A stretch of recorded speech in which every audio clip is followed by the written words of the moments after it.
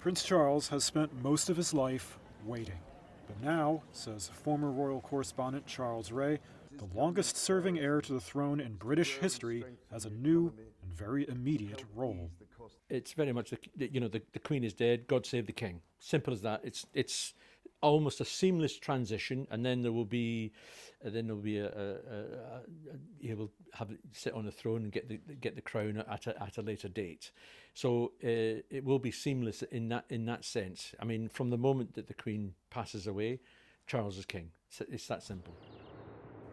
Born in 1948, Charles became heir apparent at the age of 3, when the Queen acceded to the throne on the death of her father, George VI. Following an unhappy time at school in a remote area of the Scottish Highlands, he studied at the University of Cambridge. He was made Prince of Wales by the Queen at the age of 20.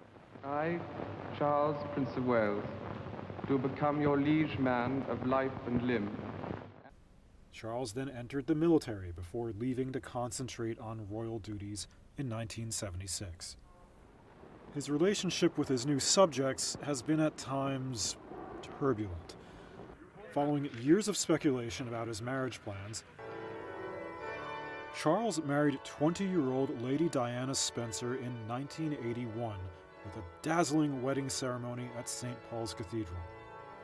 2 sons and new heirs, William and Harry, later.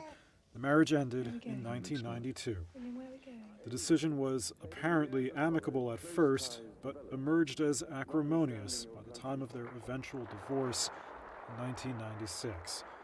That with regret, the Prince and Princess of Wales have decided to separate. The union was said to have been a disaster from the start.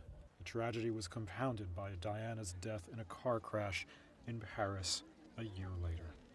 Charles was left looking an unlikely sovereign, and royal watchers openly questioned whether he would ever be crowned. Author Penny Jr. maintains he is a popular figure. There are always going to be people who don't like him because he has been quite a controversial figure.